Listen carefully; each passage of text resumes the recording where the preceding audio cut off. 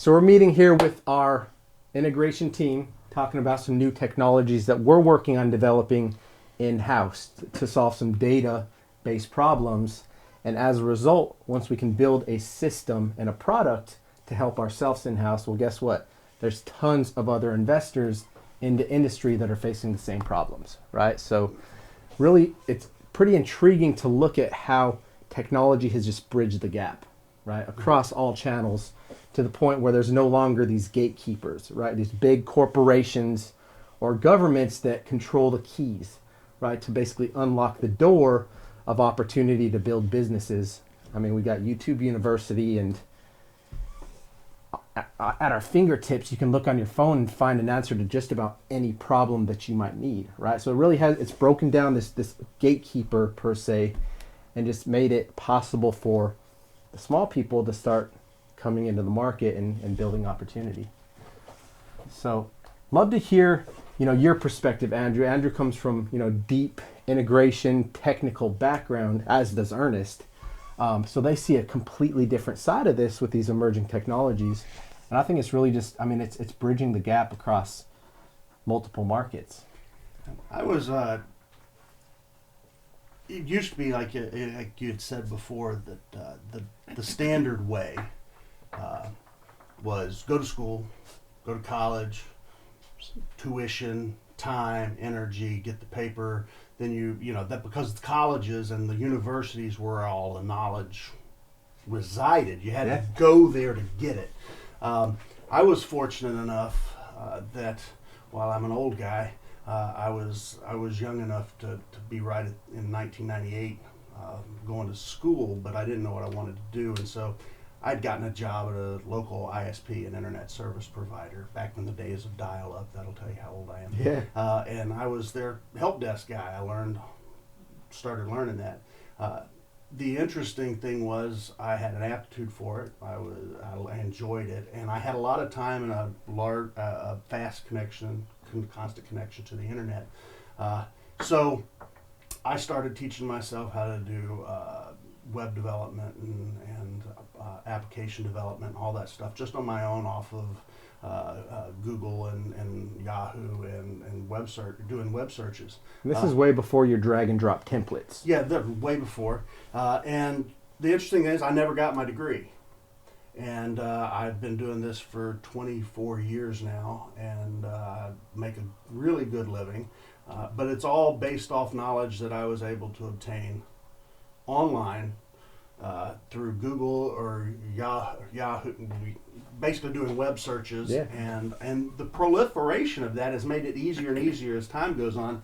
So the barrier of getting into what I do for a living is almost nothing. You don't have to go to a 4-year university and plop down $100,000 and spend 4 years doing it.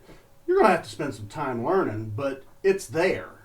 Everybody's got a smartphone, and it's connected to the internet that can do all that. So it just has really lowered the barrier of getting into this kind of thing and finding the information that's out there. It used to be much harder than it is. So let's look at the progression of passing along information, right? Like back in its day, the printing press was the biggest invention of its time, because huge. It allowed you to mass produce pieces of information which could be in turn passed along, distributed to the public, right? That's how people learned. That's how they were up to date with current events or anything happening, right?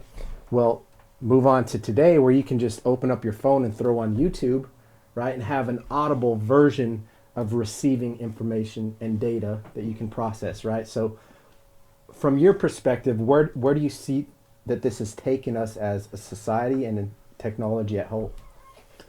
I think the podcast technology revolution, the podcast and YouTube videos are as big a technology advancement as the Gutenberg, the printing press was.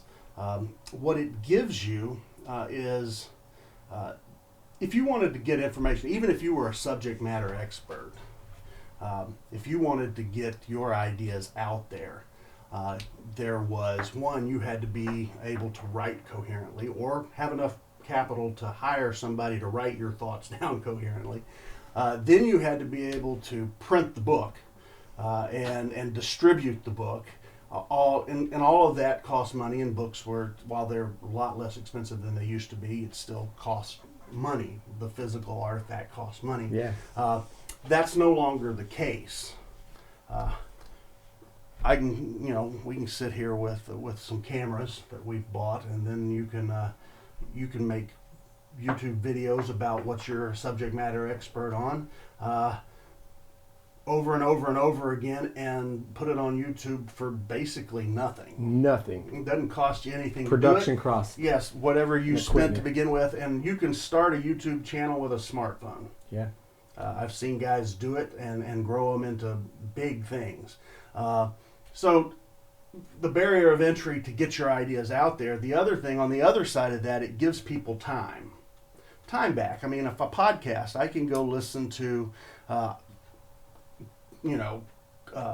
dissertation level ideas by people who are very knowledgeable on the subjects in a podcast while I'm driving in the car, while I'm doing the dishes. While I can do it while I'm sitting at work, listening to a meeting that I don't really need to be at. Don't tell my boss I do that. But any of those things, those are hours of the day that used to people didn't have anything else to do with. Now they can actually, sure, they fill it with entertainment stuff, but Sure. there is a huge market, as we've discovered, for high-level intellectual discussion. Jordan Peterson's huge, Yeah. and he's just given away his classroom lectures for free, and you can go and get everything that the guys who were paying to go to Toronto, University of Toronto, what they got, and so that's huge. That's a game changer. And just like Andrew is saying, and Ben earlier said too, the gatekeepers are being gradually, the barrier is being brought lower, right? The barrier is coming down. And what does that mean to us? I mean, to the world generally. It just means that the gatekeepers have to come up. You're making them to work. Yeah. Before now they would have been, I don't want to use the word lazy, but, be okay. But now they have the job to keep, right? Mm-hmm. So they have to do a little bit more to make sure that they have their job in place. So it's moving the whole world. The world is moving faster with all of this. That's what it is. Because you are asking, before now, people work in the printing press and they are paid, right? Now, what do they have to do with the whole free YouTube videos, podcasts, and all of that? What is going to happen to all these people who have been involved with the whole rollings and everything that goes on there? They get replaced by robots. But what's going to happen to them as people? They have to re-engineer themselves. Yeah. That is the truth, because it's all about the law of supply and demand, right? Yeah. So that there's no more demand for my skills. I have to reinvent myself. And before you know it, collectively the world is moving to a higher level. You know? It's beneficial to all of us. It's either reinvent myself and adapt to this constantly growing market, or become a cyborg and just tap into the matrix and just like literally be stuck to your phone or your screen all day where you're consuming information, which is kind of what they want. It's kind of what either the gatekeepers or the mega corporations and technology companies want. More attention, more time on their app, right? Creates opportunity. These are all designs. Yeah, that's somebody's design, because there has to be somebody is sitting down, like we're building tools here, right? There is the user perspective, what we call user stories in terms of requirement gatherings, right? There is something you just want. You don't know how the technology is going to do it. This is what I want. So what you just said is what somebody, and what baffles, maybe Andrew can, or either of you, what I ask is, YouTube pay people for time. When you have a certain number of views and all of that, YouTube pays you for that, right? And you will sit down and wonder, how does YouTube make that money to pay you, right? And it's pretty obvious, right? Advertising. So advertising has come in. Okay, before now you will need to advertise on the, maybe on Columbia Post or whatever it is, on street sign, billboards on the side of the street, newspapers and stuff. Like it's why changing. do that when more people spend time on their screen? Exactly. So more and more companies are coming into digital advertising, and then YouTube is making more money.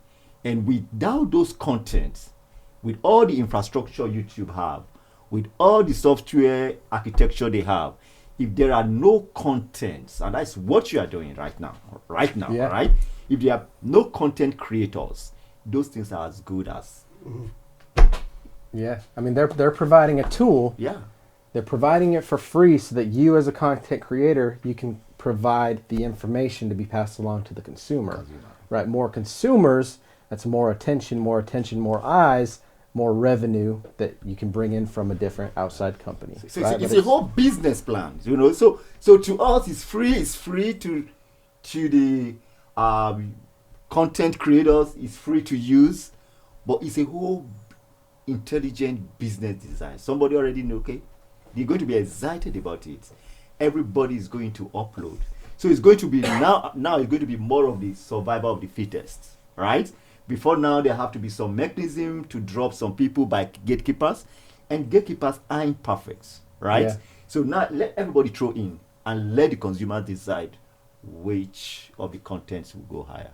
I think of it like this before I toss it back to Andrew real quick, but when I think of like the gatekeepers, these are the people that created curriculum to be offered at the college levels, right? Like if you're one of the one percenters, right? The people that own the systems and own the industry. Well, of course, you're going to own the information that's being passed along.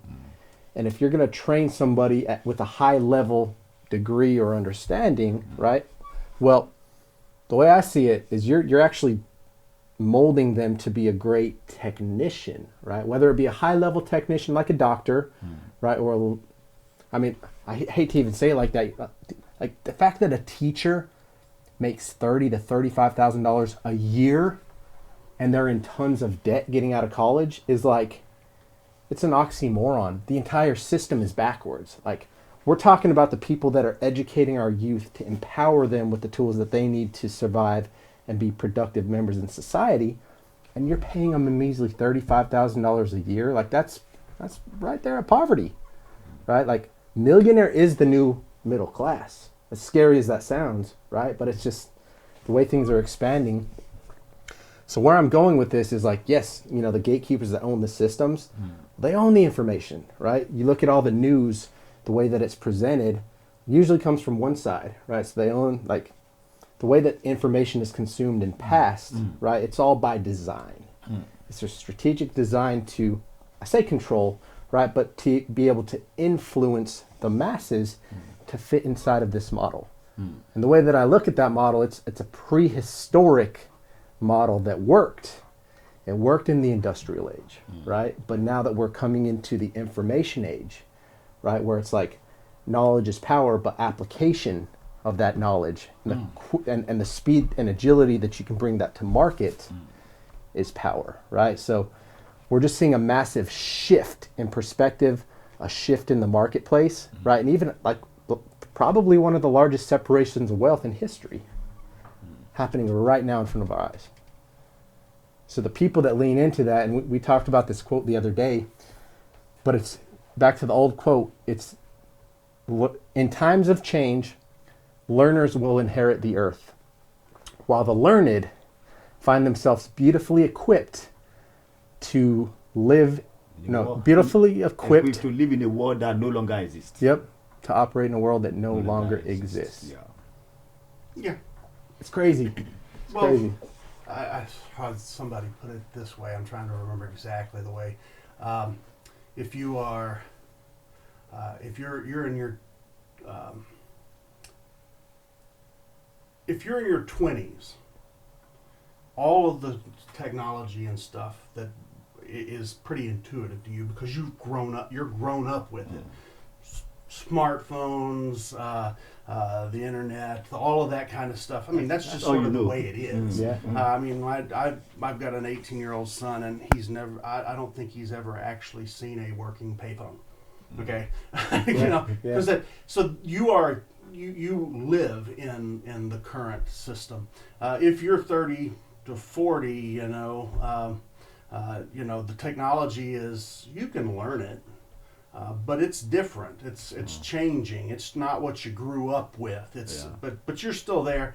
If you're like me, who's 50 plus, most everything that comes out, you're like, that's not the way the world should work. Yeah. It's a different deal. You're having to relearn just about everything. Wonderfully, I have the advantage of being in a job that requires that I not have that particular view on technology, because I'm sitting on it all the time. So, but to my father, you know, it might as well be another language. It might as well be another culture altogether. It's just different. Yeah. Really is intriguing, man. And I think really just the point that I'm trying to press behind all of this, right? Like, we see it shifting. We see this massive market disruption, if you will, right? Mm-hmm. So our goal's to see this coming, right? To, instead of just be like playing a game of checkers, we want to strategically position ourselves, right? Where we can think 5 moves, 7 moves ahead, like a chess master, right? Like, you're not just playing that next move, but let's watch the trends, right? Let's watch where the attention, where the money's going, where the technology is leading. Let's lean into that, right? And create, strategic tools or softwares or systems leveraging the technology and the pre-existing system that lives, right? And creating layer 2 protocols, or whatever you want to call it, right? Creating softwares and solutions to people's everyday life that we in turn can pass on, monetize it, make a piece of it, but ultimately end up on the other side of this separation, right? Because we're seeing a consolidation across the board, right? Big hedge funds cleaning house with the single family real estate market. Hedge funds that are buying up all these service-based businesses. Like, you look at, our friends just sold Baker Auto Collision, right? The biggest auto body shop in Colombia. Gerber bought them out, right? Well, John Harris is their biggest competitor, right? The other big player.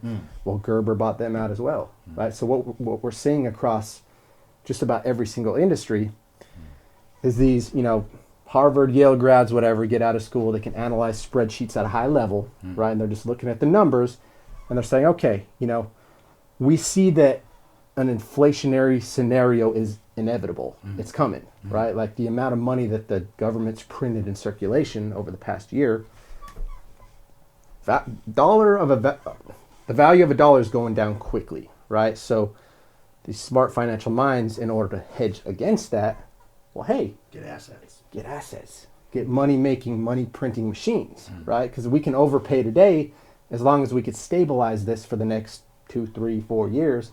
Once inflation sets in, we know that we'll control that on the other side. So people need to see what's happening, right? They need to be positioned, themselves, their family, their community, regardless of what angle you look at it. Like, you need to play into the future in order to make sure that you don't end up on the other side of that. Absolutely. Very, very true. So Ernest, before we leave off here, man, I'd like to hear your insight living in, different countries, experiencing different cultures, different world views. And here we are standing in America, the freest country in the world.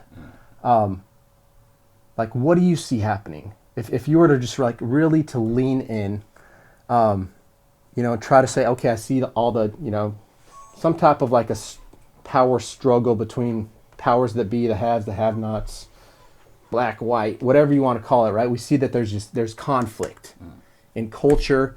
There's conflict across classes, right? It's really sad.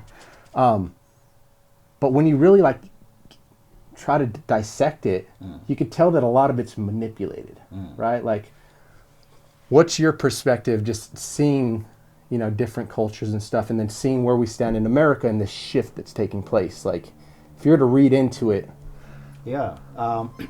For me, I'll put my card on the table right away that America has influenced the world. He influenced the world all over, not just. I grew up in Nigeria, and like I said before, you have some people in Nigeria who are very, very conversant with American hip hop culture, right? Mm-hmm. That some people here in the South don't even know about, Yeah. right?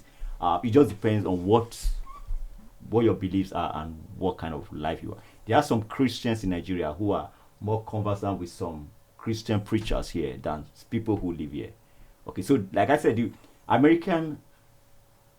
don't blame some Americans I meet around here who feel this is all the world is. But Andrew has been to South Africa and he knows very well that the world is much more bigger than than the US, right? So, but you can't take it away from this country that this is the freest country in the world, right? America has a philosophy that fights for other countries. Look at what is happening in Ukraine. They fight for the weaker ones because of their philosophy of freedom. So growing up in Nigeria, where you have dictators, I grew up under military regime, where you have military. It's either by coup, right? I'm sure you guys have never experienced that, right? Yeah. You don't know what that is. So where a military man, like a military soldiers, are in charge. They don't lead by democracy. There's no voting. It's by decrees. He wakes up, the head of state can wake up that morning and Calls the shots. a decree, just like Putin just decreed, right? Putin just decreed about, supporting the separatists from Ukraine that are going to Russia. So they rule by decree, and everybody have to fall in line. Okay, there is no if you try to raise your voice, you end up in jail or be killed. Then, so growing up in that kind of country, we have a lot of human rights activists crying out to America for help. And when America is silent, those tyrannical rulers back then have, do more harm. But when America speak, they listen. So we all need to protect this country. That's what I'm trying to say in essence. Coming here, I see a lot of, because you see, there are a lot of people could disagree to agree, and people could agree to disagree. Okay, but people should do it with national interest in mind. Okay, I am pro-America, because of what I've seen America done. Yeah. All over the world, right? So what we can do is, how do we protect this dollar that is going down? Because the US dollar is the standard dollar across the world, right? We measure the other countries benchmark their currency against the US dollar.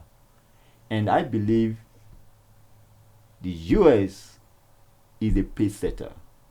However, there are a lot of things going on that sometimes I stand to reason as though there were some external influencers trying to, cause some manipulate people, and that would not happen, because I know US government is beyond one person, right? There's a system in place.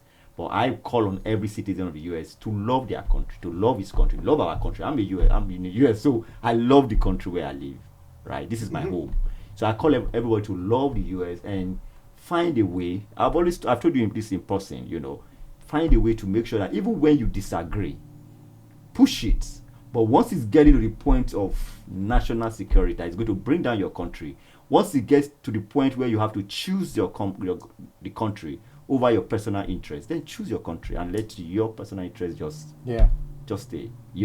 So having said that, let's go back to what we were talking about, which was around the training system.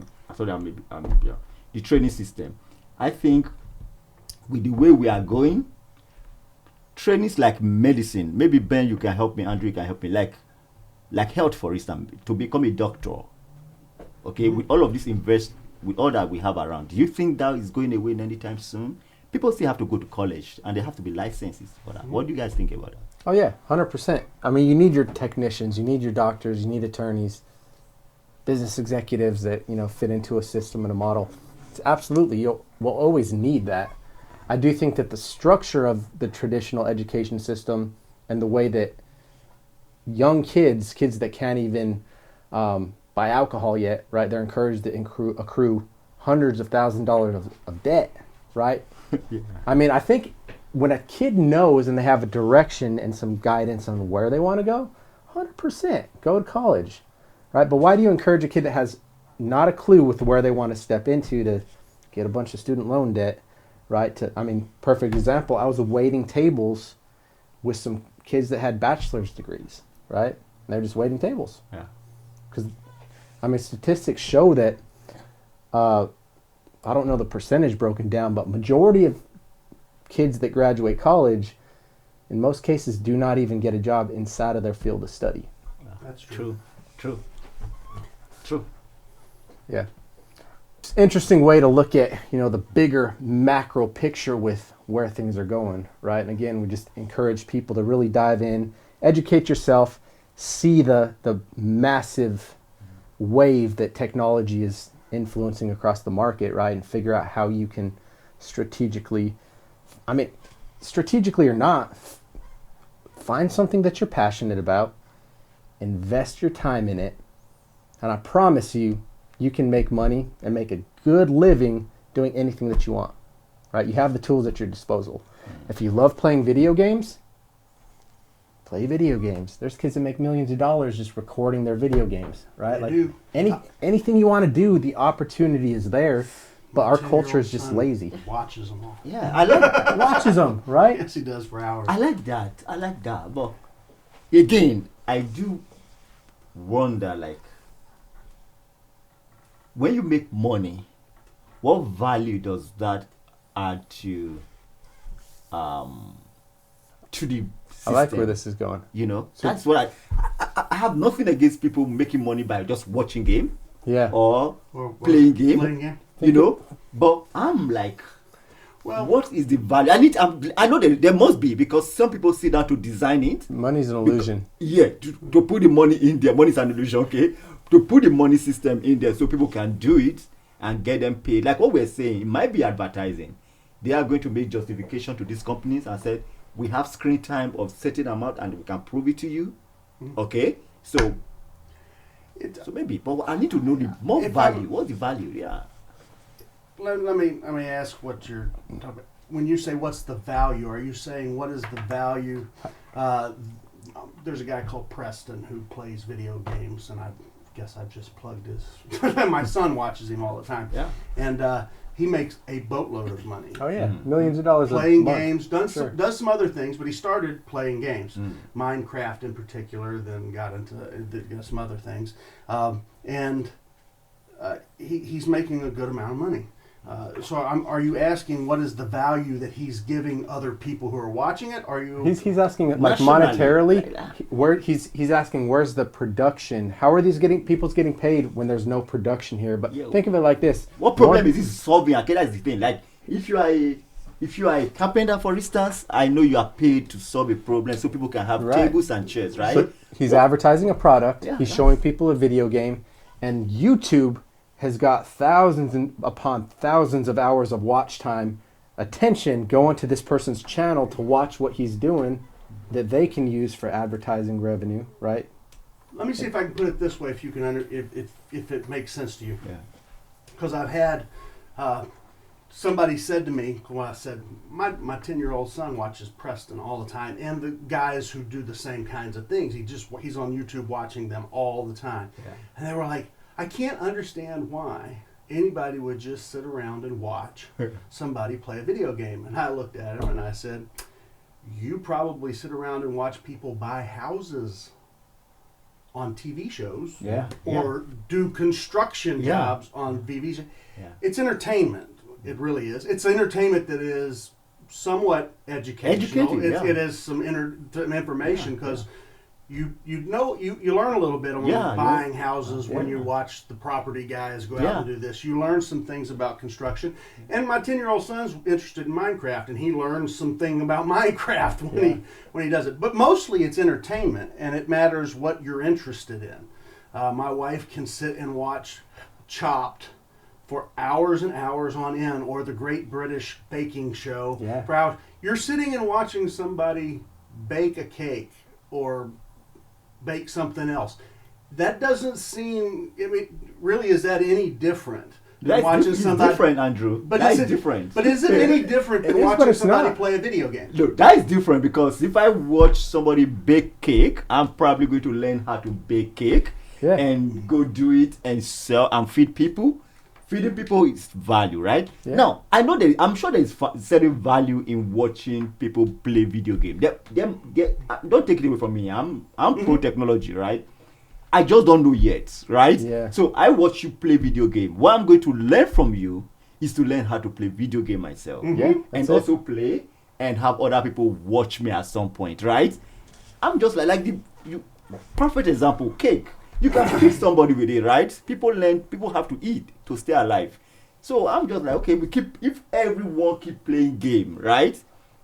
Well, I guess think about it like just the way that the human mind operates, right? Just think about like the little dopamine drips and impulses that bring like joy and entertainment, right? And emotion into your life. And just, I'm not a brain scientist, right? But these little things, whether it be a video game or watching a pro sports event, whatever the case might be, everyone has different interests, different skill sets, different temperaments, different things that they just enjoy doing, right? So regardless of what that looks like, right, on the consumption level, there's a space, right? There's a space for everybody. Yeah, that answers that. You pretty much answer you getting close to where I am, because it's more like watching musicals, watching an artist sing or perform, right? Then it's like, what is the value of somebody singing and performing? What work is being done here? I'm speaking scientifically, or like what work has been done, what problem has been solved. Watching a pop star, very popular Michael Jackson, sing and dance, right? What value has? But you just said it. It could be therapeutic. It could be relaxing to some people, and when people are relaxed, they live longer, and when they live longer, they probably do solve some other problems. Yeah. So maybe, I don't know, but I'm just looking at inventions you have to solve problems, and that's where regulations you see, we cannot have everything without the free world is good, right? Yeah. But your freedom starts where somebody else's freedom stop, right? So there should be respect. There's got to be regulate. Like building code, for example. You can't allow just every Tom, Dick, and Harry to go put up a structure when that structure is not going to be sound, and somebody can get hurt, right? Yeah. Yeah, there has to absolutely be some level of regulations. Yeah, there has to be regulations in place. So how do you regulate information or entertainment? That's a big. But like, I'm sure Andrew want to say something. Let me hear you No, say before I talk. I'm sort of see. I don't see the lack of value in the guys playing the games online and doing that. For example, my son who watches them, he got interested in how do they make those games. Yeah, good. Okay, and so he there's a little program, and I can't remember the name right offhand, but it's to teach younger children how to program, and it uses it blocks things out, and it makes it to where they can digest it, and so they build programs, and the things they build are games, but it's that's legitimate incredible. thing, Yeah. and so it's all online, and so he builds games and he puts it out online. And the interesting thing is, I didn't even know this until the other day. My wife looks at me and goes, "Do you realize he has 2,000 followers?" Wow, That's incredible. Yeah. That like the little games he's doing online, that follow him to see when he puts out the next little. Now, are these real complex games? No, but the only reason he's interested was because he saw somebody else doing it Right. with something like Minecraft, and so I think anything that sparks your interest and makes you think, how do they do that, or how can I get involved in that? If you like games, it's tough to be a good game designer. That is a skill. Yeah. And it is an art form now. It is no longer just it's tough to do it. There's lots of competition. You have to make good games in order to make a It's living a with big it. industry. It's very big. And It's those, huge. those patterns start from a very young age. Yes. A simple equation, they're building blocks to much larger So if my systems, son right? decides to go into software development, he'll be a better developer than I ever Of course. because he's starting when he's 10. Of Yeah. course. And I didn't start until I was 28. Yeah. So, Yeah. His brain's already operating Yeah, it's in wired so- for it. Yeah, you already. blocks and You have a lot of patterns and learning to systems. do, but he's already in. Yeah, So, with that, right, the world is shifting. Is shifting. There is a paradigm shift, right? Yeah. So it's going to be very soon. What we used to know as entertainment during our own generation might be different in the world Oh, to yeah. come. Entertainment might just be gaming. They're talking about having live concerts in the metaverse. Yeah. To go to a Oh, they concert, do. yeah, they've already done it, right? But like huge revenue streams, you throw on your Oculus or whatever your virtual reality goggles. It's all by design, right? But you plug into the matrix, you cyborg out, put on your goggles, and you feel like you're consuming entertainment, like you're there in person, And you're actually in your interacting with other bedroom. people. Why your bedroom? Ready Player One is not as much science fiction as you think. Oh, it's right behind it. Yeah, that's being developed behind the scenes as we speak. Yeah, no, it's interesting stuff. It Where absolutely it's is. going to go, I don't know, and I probably won't be around for a lot of it. I mean, I have a feeling it's going to progress much quicker No. than we think. Yeah. Like I said earlier, my concern around where we are right now and where we are going is regulations. Human beings have to, if there are no laws, if there are no control, okay, Wild West. abuse is inevitable, Oh, yeah. right? It's already So- happening in blockchain. So even before, look at what is happening right now. The government of today is gradually losing that control in the digital space. Hmm. Whose job it is to regulate what people say on social media, for instance? It should. I can tell you what I think. I think it should be nobody's job. So everybody can say I think they anything. should be able to say whatever they want. So you can see the control right now. The government, we government already- does not have control over that. It is that power is lying right now In a with sense, the they owners. don't, but they have a manipulation We plan in have it. we already have laws that deal with speech. Yeah. I can't say certain things.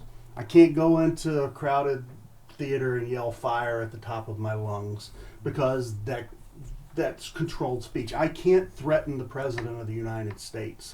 That's there's laws against that, and there are laws against certain modes of speech. Getting much beyond, I think you have to be real careful getting any further beyond that, because the question is, for example, hate speech. We can agree that hate speech exists. There's hateful speech out there. You've probably uttered some of it, Yeah. and had it uttered back at you. Would it be good if there was less hate speech? Yeah, I agree. It would be great if there was less hate speech. The question then becomes, if you're going to regulate it, who defines hate? That's the thing. You can't determine that after the regulations have been put into place. You have to determine it up front, because the devil's in the details. I want to know who's going to determine what hate speech is before I give them the power to regulate it.